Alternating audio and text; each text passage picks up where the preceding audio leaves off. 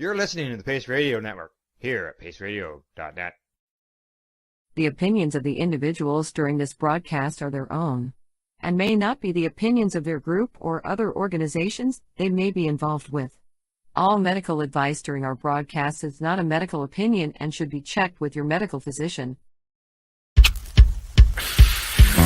Oh yeah, baby, that's lovely.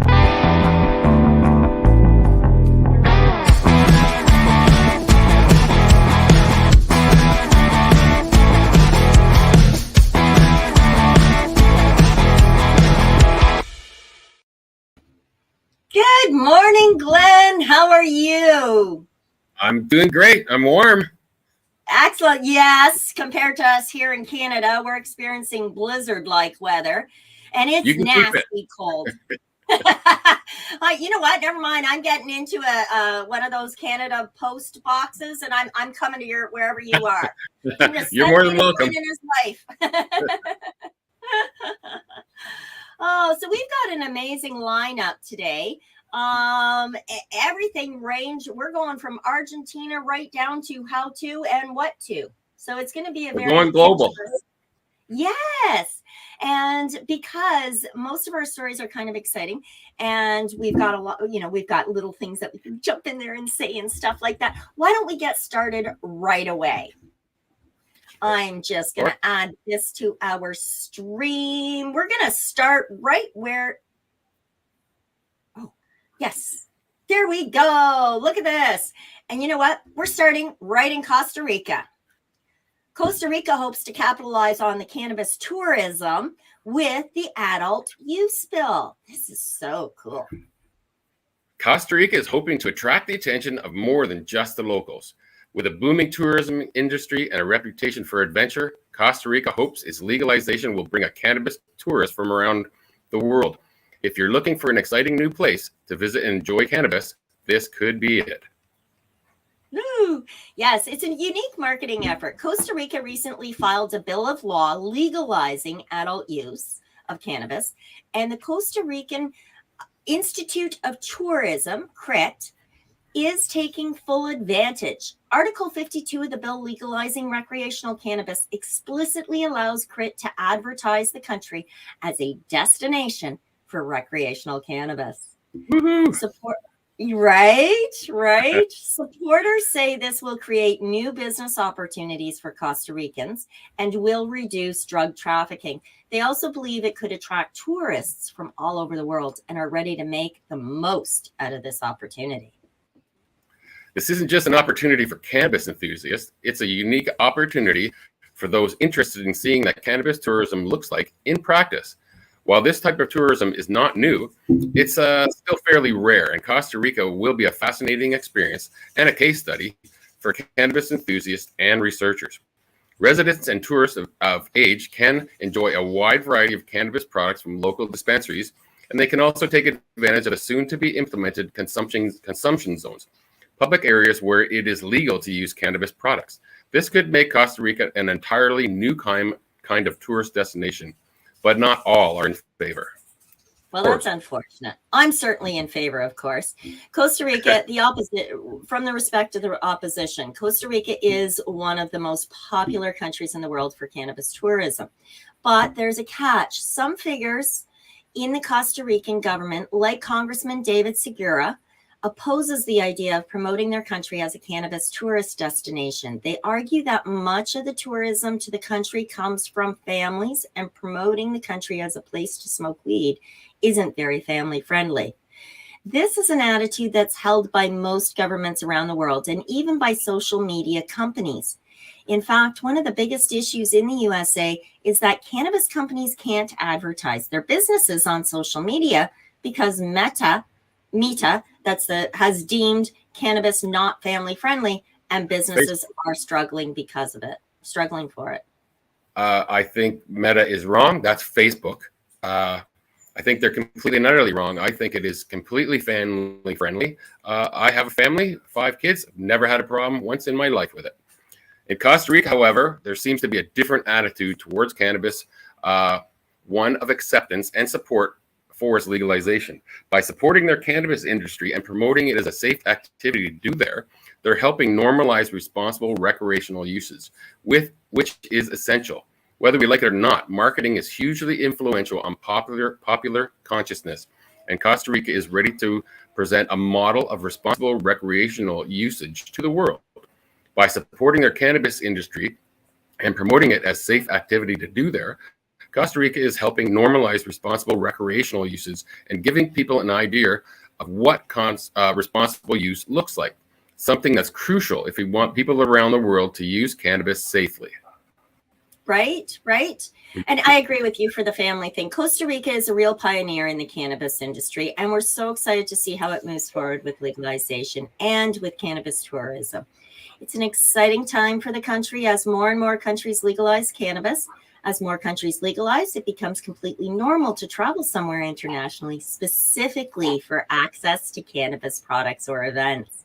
Now, the Costa Rican model will be hugely influential in other countries as cannabis becomes more normalized. We're certainly looking forward to seeing how this plays out. I think it's a great thing. I can't wait.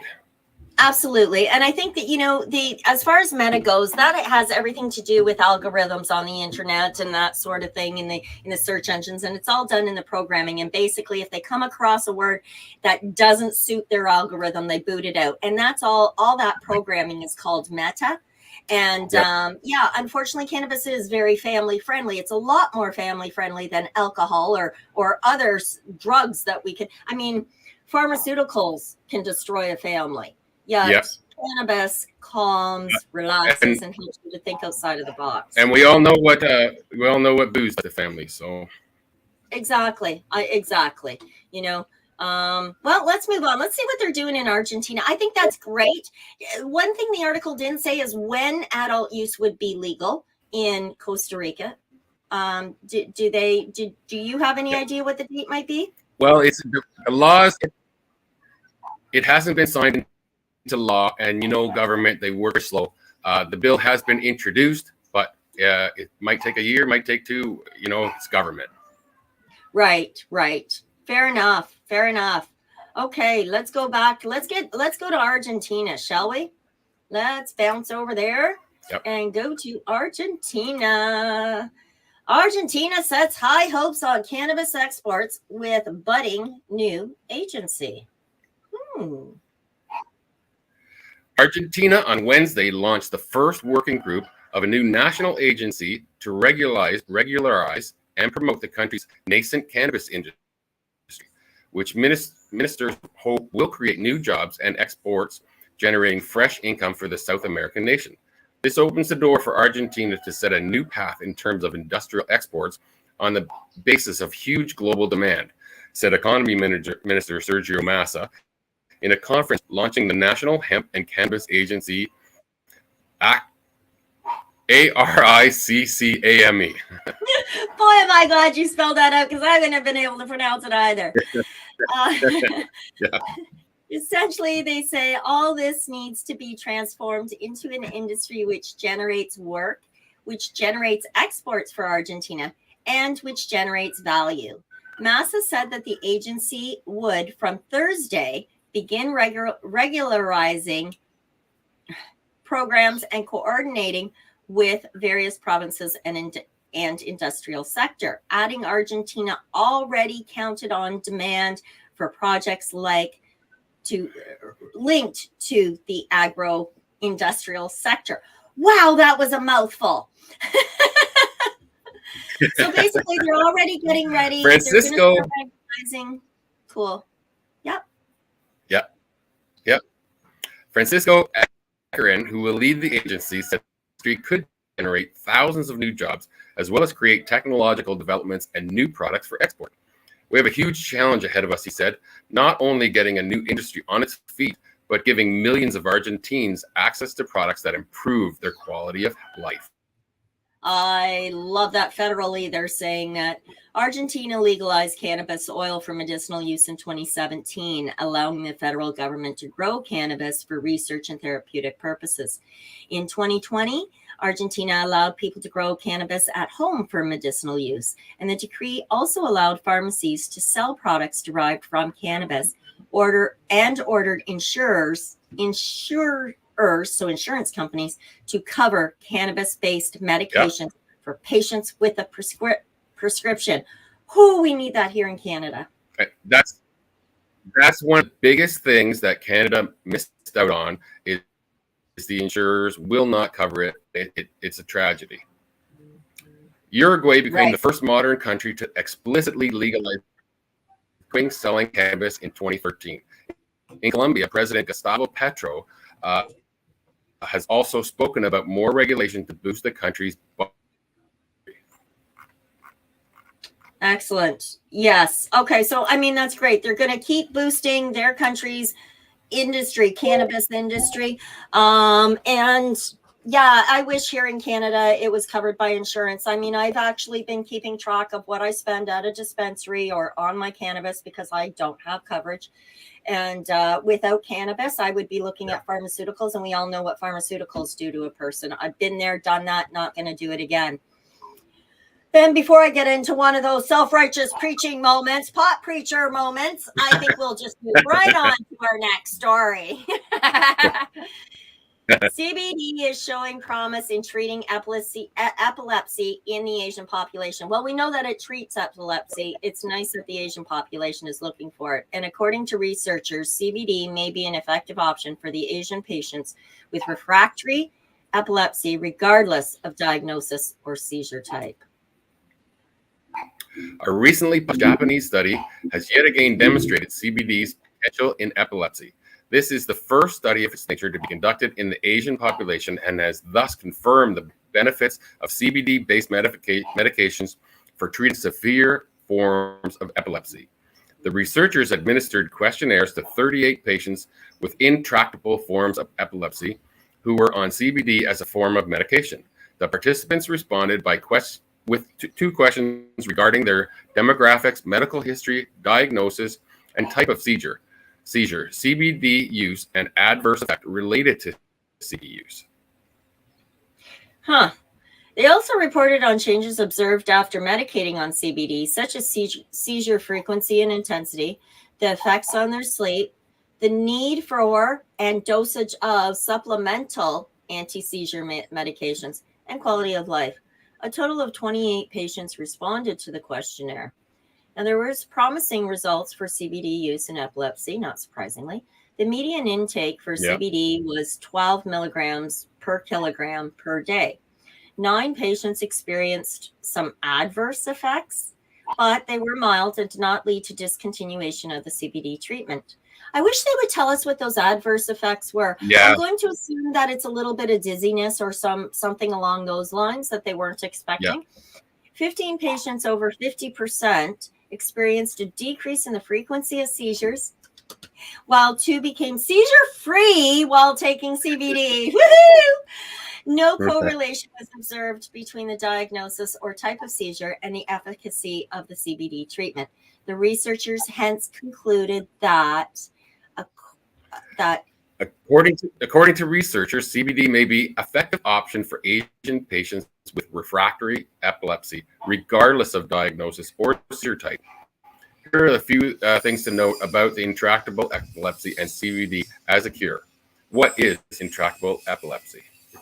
Well, epilepsy is a disorder of the brain that is associated with frequent seizures that occur when clusters of damaged neurons or brain cells fire abnormal electrical signals. Now, this usually results in a strong and uncontrollable muscle spasms that can result in loss of consciousness. And epileptic seizures are usually treated using anti-epileptic drugs that include sodium valproate, lamotrigine, and carbamazepine, among others. These are very dangerous for you. And unfortunately, these medications cause serious side effects when they are used for prolonged durations, as may be required for epilepsy patients. And about 20% of epilepsies fail to respond to anti-epileptic medications and are hence referred to as refractory or intractable forms of epilepsy.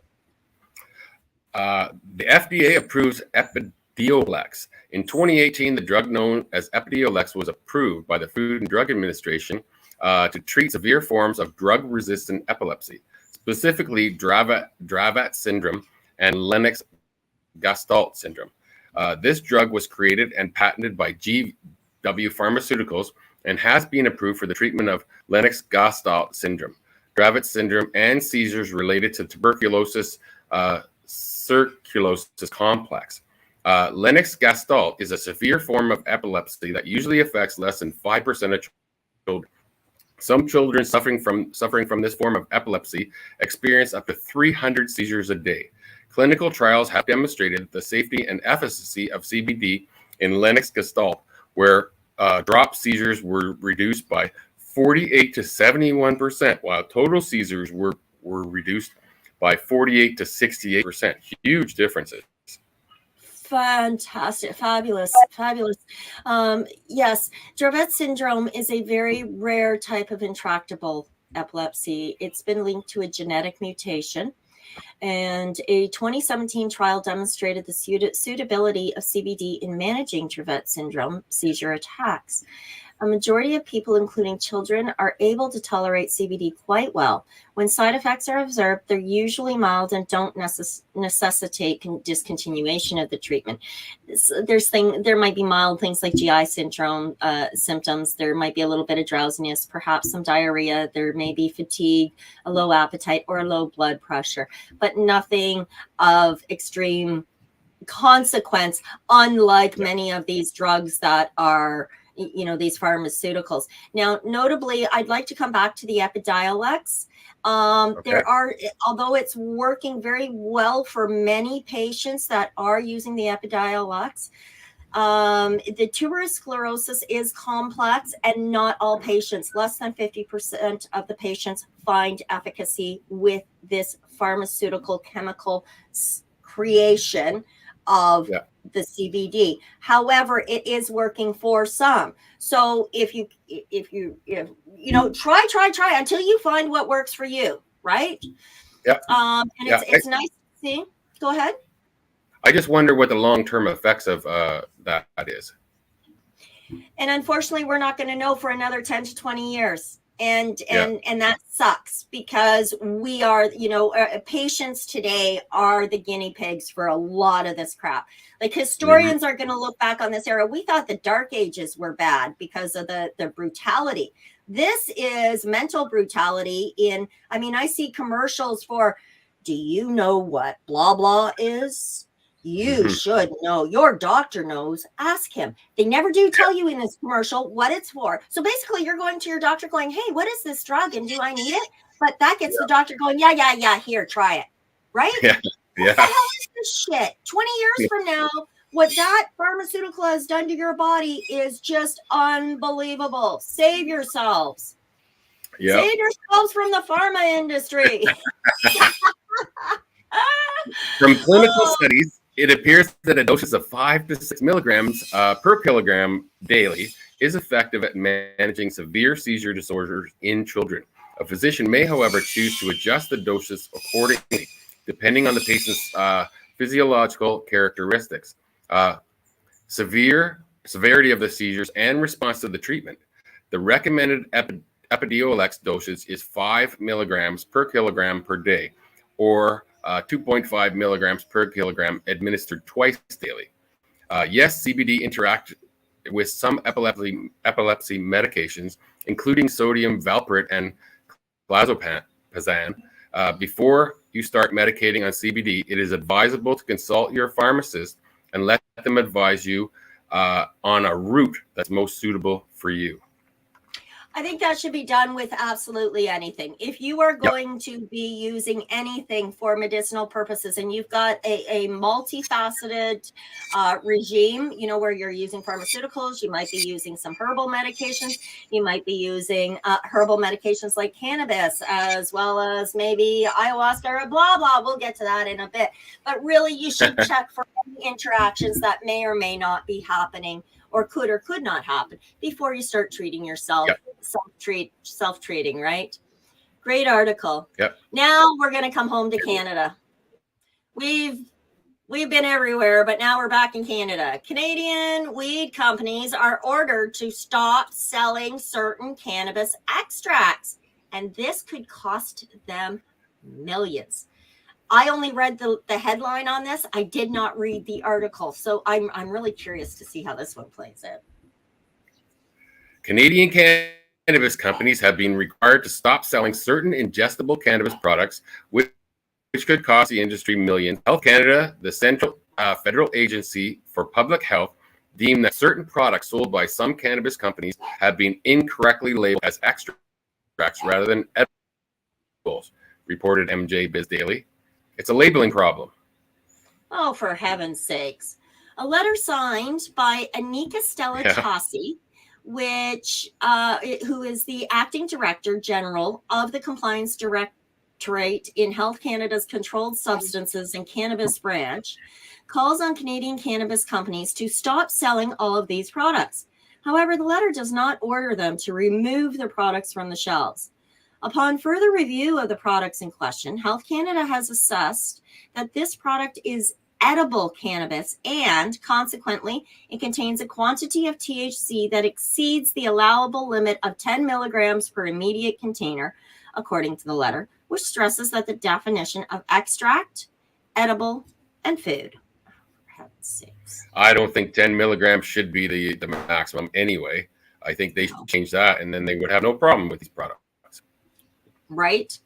Health Canada has determined that the products in question are consumed in the same manner as food and therefore fit the definition of edible cannabis. Shane Morris, who Canada worked for really Aurora, needs to slap upside their head. Sorry. yeah. Shane Morris, who worked for Aurora Cannabis Incorporated and Hexo based Morris and Associates Consulting, commented, "Quantity must not exceed 1,000 million. This is 100 THC that is permitted in an edible class of product." Okay, so I'm going to repeat that, Glenn. We've got you cutting in and out right now. We're getting and it may be the video here. I'll keep that in mind for future articles we pull out. But Shane Morris, who worked for Aurora Cannabis and HecoCore and founded Ottawa-based Morris and Associates Consulting, commented, "For all cannabis extracts, the THC quantity must not exceed 1,000 milligrams per immediate container. This is 100 times more THC per pack than what is permitted in an edible class of cannabis product," which is ridiculous. Licensed cannabis producers are being told to notify Health Canada months in advance of new products and then follow the government's notice of new cannabis product process. However, there's no guarantee that the products will be approved. The process is intended to provide companies with an opportunity. Go for it. The process is intended to provide companies with an opportunity to address compliance issues. Morris estimates that in December 2022, the Ontario Cannabis Store sold roughly 942,000 Canadian dollars of these questionable extracts. Assuming Ontario sells approximately 40% of all cannabis in Canada, then on an annual basis, this would mean retail value of these products would be approximately $33.9 million per annum on the recreational market, not inducing medical or Quebec, where these products are not sold, said Morris. MJ Biz Daily noted that if Health Canada orders the withdrawal of these products from the Canadian market, the industry could lose tens of millions of dollars in sales per year. Well, yes. And again, that whole limiting amount is really disturbing to me. Mind you, it is a rec market, and I know for medicinal purposes, most of the clients that I work with make their own. That way they can adjust accordingly based on what they're dealing with or coping with at the time. And I hate that Canada has such, Health Canada, inexperienced, have so much control over a market that I have issues with Health Canada. And that's to put it politely. And that's to put it politely, I dare say. Yes. So that takes care of the first half of our show. When we return, we're going to talk about some of the new guidelines that some of the new measures that may or may not be being put into place. As well, we're going to talk about some of the psychedelics, because we've only been talking about cannabis to this moment. And as we know, we're no longer just reefer reporters. We are psychedelics and cannabis education. So when we return after a word from our sponsors, we're going to get to those articles. Sound like a plan? Yes. You're listening to the Pace Radio Network here at paceradio.net. When you have a pain that's reached its peak, Legacy for 20, it's so unique. If organic cannabis is what you seek, here's your trusted partners 7 days a week. Suppository salves, vapes and drops, topicals, edibles, infused pop. Just when life seems like it ain't easy, at Legacy 420, enjoy a pop freezy. Lab tested products, make them the GOAT. Legacy 420 out on your road. Legacy 420 in Tyndonega Mohawk territory. Indigenous organic cannabis at its finest. Let's share Pace everywhere. That way it can help create peace. People everywhere advocating cannabis education.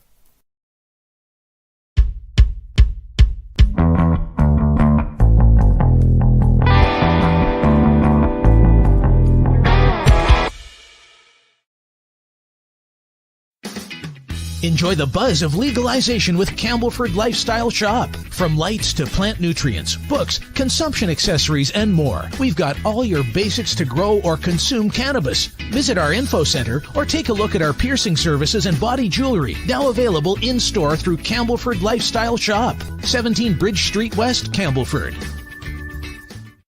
Did you know that the Pace Radio Network isn't just a radio network? That's right, because most, but not all of our programming is now done via video and is then podcasted at paceradio.net. So if you want to watch our programming, you'll find us on the Pace Radio Network's Facebook page, plus the show's own page, and you'll find us live on the network's YouTube channel. And don't forget, you can find it all, video and audio, at paceradio.net. Pace Radio is the People Advocating Cannabis Education Radio Network.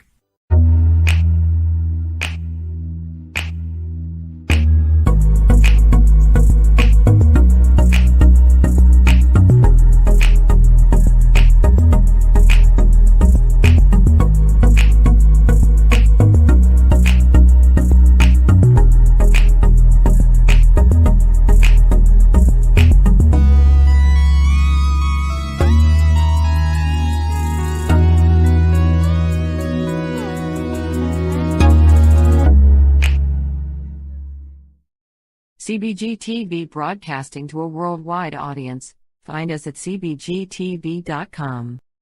We are people advocating cannabis education here at paceradio.net. And we're back. I've sparked up. I am enjoying today some Black Widow CBD, which is it's a low THC, high CBD, and it's about a 50-50. I think the THC is around, what is the THC? So the THC is around 8% and the CBD is around 6.5%. But it's really, really nice way to start the day when you're fighting fibro flares or anything else of the sort. So we were just talking about CBD and I thought, oh, where's my Black Widow CBD? Talk about impressionism, right? All righty. So let's get to our next story, which, as I promised, would be talking about some guidelines coming up in the future. And, you know, we can expect to see new guidelines coming on a regular basis, right? Cannabis is a nascent industry, and it's being made more and more available to more and more of the public on a daily basis. So we're going to see new rules, restrictions, requests for disclosures, that sort of thing coming into play. And this story is no exception. Let's just go to it now. These are the new guidelines that are suggested for heavy cannabis use to be disclosed before surgery. The new guidelines released by a national industry board suggesting anesthesiologists ask patients about their cannabis use before surgery Um, use before surgery have a local connection. What? New guidelines released by a national industry board suggesting anesthesiologists ask patients about their cannabis and marijuana use before surgery have a local connection. I don't know what that local connection means. Basically, the new guidelines were released this month by the American Society of Regional Anesthesia and Pain Medicine. Dr. Samer Naruz, chair for the Center of Pain Medication at Western Reserve Hospital in Cayuga Falls, is president of that organization. The guidelines recommend anesthesiologists ask patients whether they use cannabis, how much, how often, how recently, and what type of cannabis, and whether it was smoked or ingested. The guidelines also call for postponing elective surgery if a patient arrives high and educating pregnant patients about the risk of using cannabis on their baby. Nazos joins us this month's Healthy Actions column.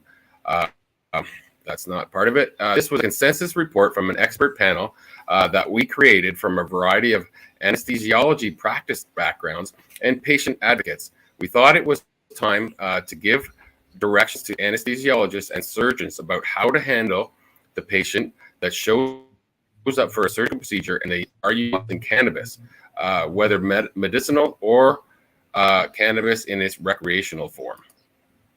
Right. Now, and I can see the value of that because cannabis consumption does reduce your blood pressure, that sort of thing. It would have an effect on the amount and the delivery of the anesthesiast. So we are seeing more patients are using cannabis, especially for recreational use. And most of the states that now some form of legalization of cannabis in general. So there is an increased number of patients utilizing cannabis showing up for surgery. They've also noticed that in the past few years, the potency of THC in the available cannabis market is much higher than what we used to have a decade ago. We don't fully understand all the potential interactions of the THC and anesthetic and other medications. So this raised a red flag that there might be serious interactions. And we also got a lot of observations from practicing physicians of interactions during anesthesia. Some patients said, and they don't know which ones, that they're utilizing cannabis have a different outcome in the recovery room. That might be more pain, more violence, more vomiting. All those factors made us create a task force to create guidelines as a roadmap on how to handle these situations. Right. Now, I've got a lot to say about this, and I'll come back to that. But how soon will anesthesiologists begin using the guidelines? According to this article, my understanding is that some institutions already have some form of local guidelines. These are the first U.S. guidelines about management of cannabis before surgery. I was hoping it would be implemented as soon as it was released. I would expect widespread adoption, says the American Society of Anesthesiologists, who have reviewed the guidelines and is in agreement with the recommendations. There's questions about how did this person get involved in the creation of these guidelines? These particular guidelines took almost 2 years to develop. Most of the available literature is basic science or animal science. The critical data is unfortunately mostly still observation data, as there are more acceptable applications of cannabis. I would expect there to be more research. As we get more data, we may update the guidelines. Personally, I started to gain more interest about 5 or 6 years ago as states, including Ohio, began research allowing medicinal cannabis. Right. Okay. He says he released a textbook on cannabis and pain. The majority of practicing physicians in this country do not know much about cannabis, and the legalization of cannabis is really outpacing the science that we know about it. And that's somewhat true. Only recently have some medical schools added the pharmacology of cannabis to the curriculum. Yay! I've been hoping to hear something like that soon. So that's awesome. Now, here's some of the problems and the reason why heavy cannabis use and surgery could be an issue. She's saying she's not saying that every patient who uses cannabis is going to have a bad outcome. There are some patients who didn't tell their surgeon and didn't have a problem. However, they did identify 3 subsets of patients that might not have the best outcome for anesthesia during surgery. The first group of those are those that show up at the time of surgery and they're acutely intoxicated. If they just smoke cannabis in a big dose, especially with high potency of THC, and you might have changed dispensaries, you don't know what it contains. In this situation, you might come to the hospital while you have some delusions, paranoia, or you may not be able to make good informed consent. In these cases, we recommend postponing surgery until the patient can be reevaluated. Now, I really do hope that they're doing that on a case-by-case situation, because if I was going in for surgery, number one, I would not use anesthetics. I would definitely use hypnosis and copious amounts of cannabis. Copious amounts, and I would expect my surgery to proceed, but I would use hypnosis. James Braid, prior to them figuring out what chloroform was and creating anesthetic, he did, all surgeries were done using hypnosis and 50% recovery, and a much better. In today's operating rooms, they're starting to incorporate hypnosis again in combination with the anesthetic. So they're reducing the amount of chloroform going into a person's body, which and their thought processes. So when they come out and they're in the recovery room, these patients are actually having greater recovery. They're not waking up sick and vomiting or nauseated. They're not confused about where they're at. It's just, sorry. I sidetracked. Come back. You're gonna love this. You're gonna love this next line. The second group are patients who have cannabis use disorder, which means that they are heavy users. So now it's cannabis use disorder. These patients can develop a tolerance to cannabis from chronic use. So we know from literature that if you develop a tolerance to cannabis, you may have more pain in the recovery room, even for a minor procedure. We would recommend a multimodal approach in trying different medications or even nerve blocks or regional anesthesia. The third set are acute smokers. Yeah, there is data to show that in the first 2 hours after smoking a joint, you will have a high incidence of an increased heart rate. Arrhythmias and high blood pressure are known risk factors to develop heart attack. There is a risk of you dying during the stress of surgery. We would recommend postponing surgery for at least 2 hours.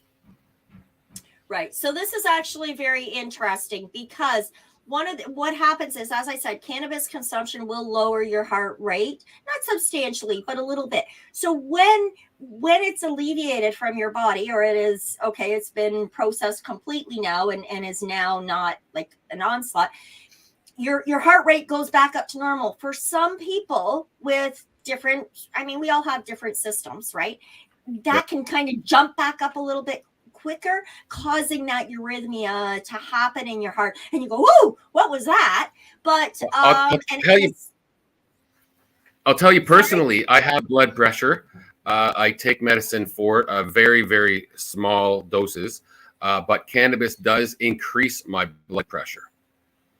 Every time I use it, it increases my blood pressure always. It might lower it eventually after an hour or two, but the initial response is an increased blood pressure for me. And that's, yes, much like, say, an antidepressant, it can go either way. But if you are on blood pressure medication, yes, it will either elevate your blood pressure or decrease it, which is, again, why you need to work with your doctor or your healthcare team anytime you are on pharmaceuticals, because you're using cannabis. You need to work with your team, and they need to be on board with you so that you can find the right strain or the right profile, the right amount of THC, CBD, the right amount of terpenes. These all have influencing factors on how it's going to affect you in combination with the medications you're on. So yeah, absolutely. That's a really good warning. And thank you, Glenn, for sharing that personal information, because it does help other patients out there going, yeah, but right? Yeah. So yeah, it helps for understanding, I think. So the next question was, do the new guidelines recommend drug testing to screen patients before surgery? How about just talk to your patients? Right? Right? This is a very good question. We recommend screening by questioning, but we recommend direct questions. Most surveys will ask if someone used an illicit or illegal drug, and most patients in the states where they allow recreational cannabis won't consider that an illicit substance, and in states where it is not legalized, the patient doesn't want to disclose and get in trouble. We recommend direct questions in a confidential manner. We do not find enough evidence to recommend universal urine screening of a patient at a time. Many may not be acute about the levels or accurate about the levels of cannabis use and can still show up weeks after use. And another personal one, I did a drug test after not any cannabis at all for 31 days, and I still tested positive. If you are a daily consumer, you have to, it will be in your system for up to 90 days post stopping. So once you stop, if you were a daily user for, I think, X number of months, I can't remember the details. It'll pop into my brain at 3 a.m. I'll wake up screaming the facts.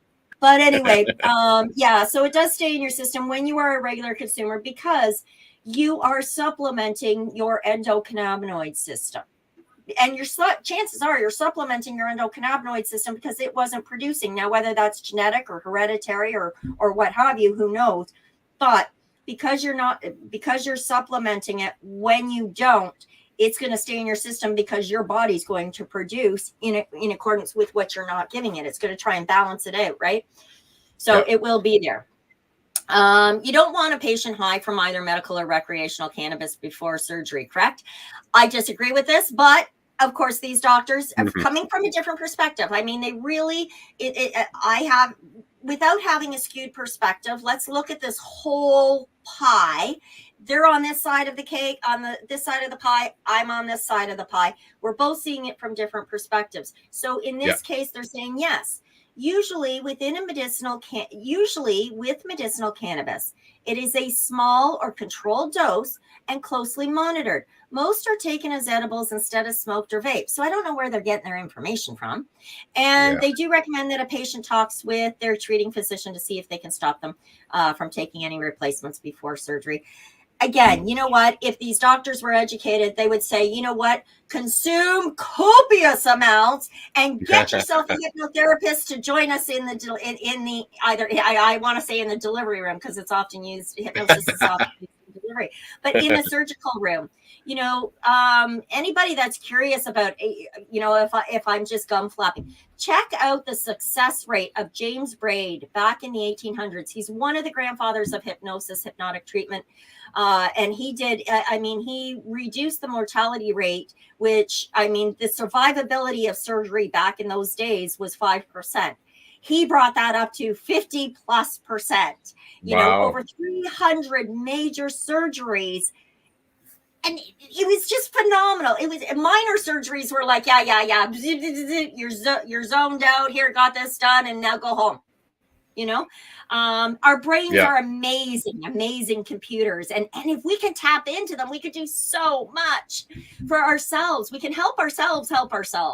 Sorry, I got excited about stuff like that. This article goes on and on for a bit. There's guidelines leading up to the surgery, different things that you should be talking about. There are some potential complications, like bleeding, for example. Again, because your brain is zoned out, you're not really thinking about the pain. So pain is a really good message. It's telling our brain there's something wrong. If we don't address, we should address it and go, oh, okay, you're not that big of a deal with respect to the pain. But people who are on blood thinners may have gotten an extra cut that they don't even recognize because they're zoned out, so on, and complete, there's a lot of different things. They also talk in this article about endocannabinoid hyperemesis syndrome. Okay. I am not even going to address that for reasons that this is an uneducated perspective and it's very, very biased, and I don't want to promote it. Cannabinoid hyperemesis syndrome is a very real thing. CHS is a very real thing. It presents very much like azadirachtin poisoning. So if you get azadirachtin poisoning, you will respond the same way as you do with cannabinoid hyperemesis syndrome. It presents the same. It is relieved the very same. Azadirachtin is a pesticide that is used in most foods. Keeping in mind that cannabis is a remediator, soil remediator, which means it sucks up all the toxins and heavy metals from the ground. So if you're spraying your cannabis with a pesticide, it has azadirachtin in it, neem oil is what most people know it as. It doesn't get flushed out of your weed. You've got to do extra flushing. So otherwise, you're going to inhale that. You may experience CHS. So that is science. Science, bitch. Let's move on. We do science. We just did science. Okay. Speaking about cool stuff that you can do with your brain, too good to be brew is the headline. DMT, the potent psychedelic in ayahuasca, treats depression after a single dose. Cutting edge clinical trials are showing. Wow. Right? DMT, the most known to man, treats people with severe depression after a single dose. A cutting edge clinical trial suggests. The 6 in 10 who received a single dose of DMT intravenously before therapy, depression-free 3 months later. Of the 10 participants were declared one session completed, compared to 1 in 10 in the placebo group on its own. That's amazing, right? Those statistics are phenomenal. I know nothing about. I honestly. Did I lose you? You lose me. I've never ever entertained recreational drugs. The only drugs I've ever taken that really messed with my brain were pharmaceuticals prescribed by a doctor. I was heavy consumption, but they were all prescribed.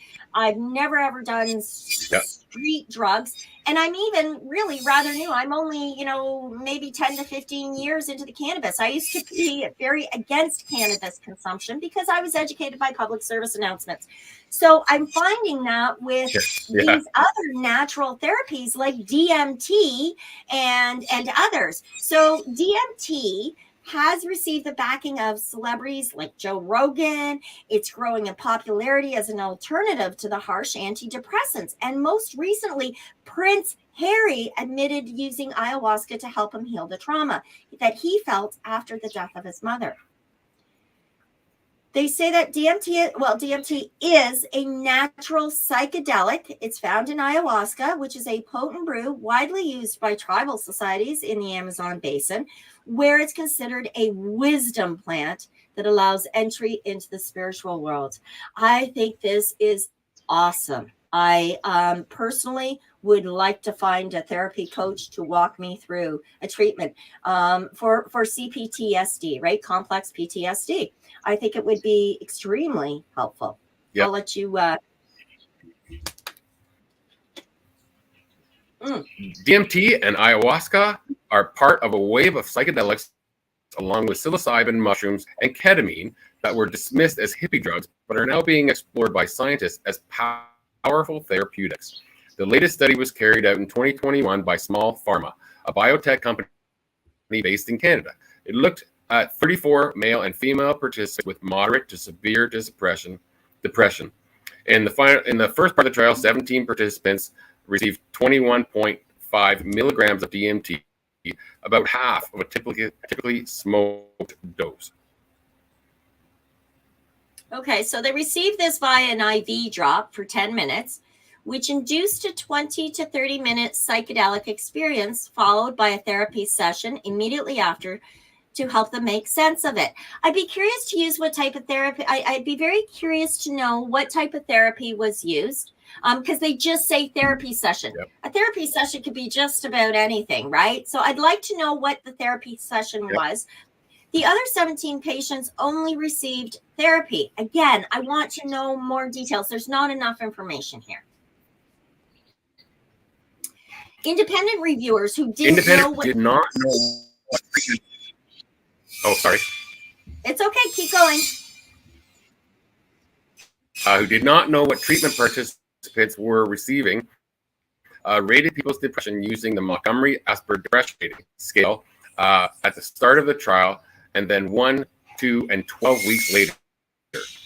2 weeks after receiving the treatment, the DMT group's depression scores were 7.4 points.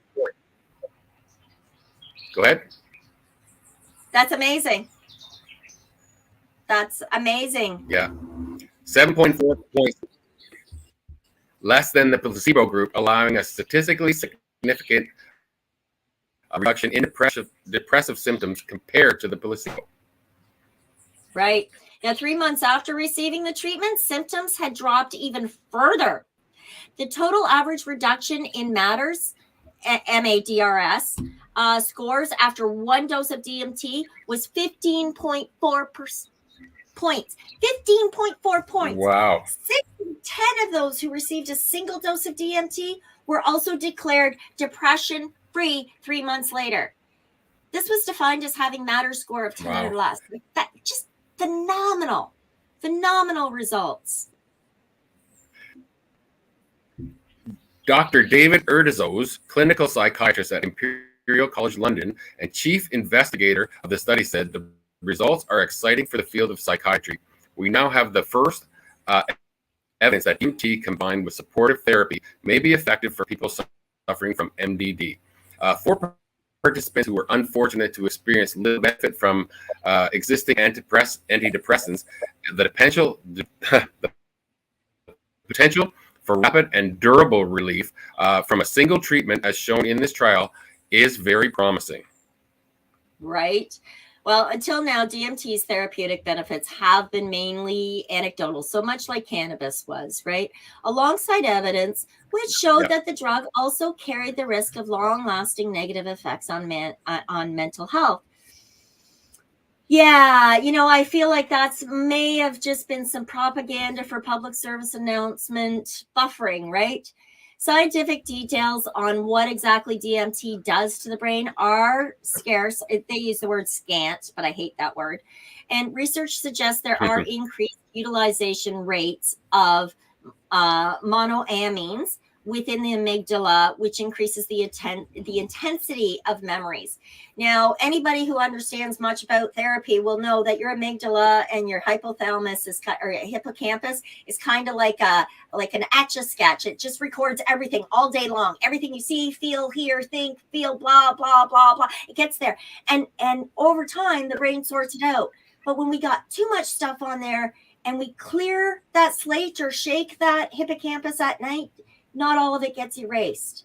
So the ones that stay there or are printed in there a little bit stronger, it's saying that this DMT can go in and blows those up. Sometimes when you can't brush something away, you got to blow it up to brush it away, right? That seems to be what DMT can do on an adverse side of the equation. It can still be therapeutically beneficial for sure. Yeah. There's also increased blood flow to the insula, which could be responsible for users' increased self-understanding.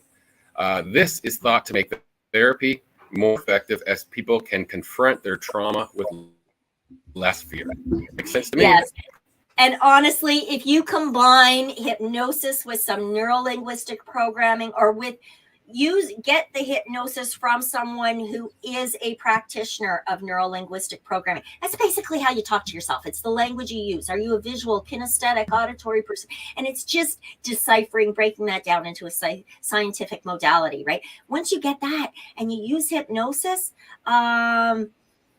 confronting traumas and fears, it can be very freeing, I guess is the word I'm looking for. So yeah, very cool, very good article. Quite impressed with the content and excited. Like I said, I think I'm going to do some very heavy duty research into the DMT. So this is another one that I've never ever heard about. Like, I know of iboga and Campbell, but I've never heard of the psychedelic ibogaine. And apparently ibogaine is really good for treating addiction. And they say the race is on to cash in. Lynn Smith was lying in the bed on the third floor of a beachfront house, unable to move her body from the neck down. A buzzing grew louder in her eardrums, and just when she thought she couldn't take it anymore, it stopped. Then the visual started.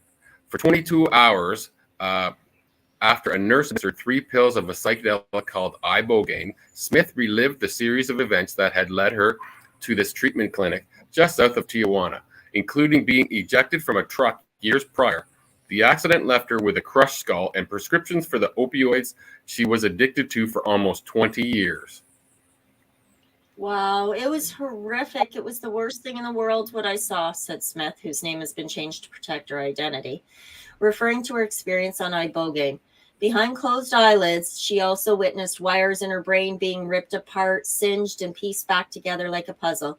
Under the watch of a nurse who kept an eye on her vitals, Smith's body shot straight up in bed, then flopped back down before darting up again, all part of the ibogaine trip. She spent 5 weeks at the clinic where, not unlike upscale inpatient substance use disorder treatment centers in the U.S., she was offered psychotherapy sessions, acupuncture, and lounge chairs overlooking the beach. But the main attraction was the powerful psychedelic. An experienced Smith, now an in-home caretaker in Arizona, believes saved her life. It's like I was put back to the day before I ever used a drug, she said. Oh my God, that's phenomenal. That's phenomenal. What a great story. A Schedule 1 substance, the same as category as heroin, cannabis, and cannabis should be in there. In the U.S., ibogaine is a controlled substance with no recognized medical benefits and a high risk of abuse. It is illegal in the U.S., but in countries such as Costa Rica, Mexico, New Zealand, and the Netherlands, it is unregulated, which has allowed clinics to flourish. Starting in the early 2000s, the opioid crisis, in April 2021, annual overdose deaths in the U.S. reached 100,000 for the first time. The Center for Disease Control and Prevention estimates that nearly 76,000 of these deaths were from opioids, gave way to a booming industry of makeshift ibogaine treatment clinics, like the one where Smith was treated, often set up in rented houses located right across the U.S. border. A simple internet search for ibogaine therapy in Mexico will reveal plenty of options, mostly unregulated, with some existing only on social media. Few are fully accredited medical facilities. Others do not include any medical personnel at all, and most sit somewhere in between. A local doctor may have a relationship with a provider and clear patients for an ibogaine dose, but may not be present during the treatment. Some are run solely by people who have used ibogaine to get clean and want to help others to do the same. They are generally more affordable than traditional rehab clinics in the U.S., with Smiths paid $12,000 and offered opioid users another option when rehabilitation and 12-step programs have failed. You know, some people may look at that dollar count, $12,000 for a treatment, and think the value of that. That's very little when you consider what she has gained from this. That's also traveling to another country, the expenses of food, the place to stay they have to pay for. So it's all, I mean, it's pretty relative. I'm traveling now, and a cost $12,000 is not bad at all. Exactly. It's you know, when you hear it all in one lump sum like that, oh, for one trip, you know, no, this is everything. And yes, it's just amazing. Over the past decade, ibogaine's popularity has incentivized poachers to target shrubs in Gabon, which is one of the few places that this iboga, it is one and the same, that the plant ibogaine is most commonly derived from. And it naturally propagates. So we're actually getting low on our time here. So anybody interested in this article, please check it out. This one was by, I believe, The Guardian. Yes. So check it out. And thank you for tuning in today. We're going to close off now and say, stay happy, be healthy, get strong. Thank you, Glenn, for having Irving. me as your host today. Thanks. Ciao, everybody. You're Thank you. listening to the Pace Radio Network here at paceradio.net. The opinions of the individuals during this broadcast are their own, and may not be the opinions of their group or other organizations they may be involved with. All medical advice during our broadcast is not a medical opinion and should be checked with your medical physician. When you have a pain that's reached its peak, legacy for 20, it's so unique. If organic cannabis is what you seek, here's your trusted partner 7 days a week. Suppository salves, vapes and drops, topicals, edibles, infused pop. Just when life seems like it ain't easy, at Legacy 420, enjoy a pop freezy. Lab tested products, make them the GOAT. Legacy 420 out on your road. Legacy 420 in Tyndonega Mohawk territory. Indigenous organic cannabis at its finest. What do you find at paceradio.net? People advocating cannabis education. Enjoy the buzz of legalization with Campbellford Lifestyle Shop. From lights to plant nutrients, books, consumption accessories, and more, we've got all your basics to grow or consume cannabis. Visit our info center or take a look at our piercing services and body jewelry, now available in-store through Campbellford Lifestyle Shop, 17 Bridge Street West, Campbellford.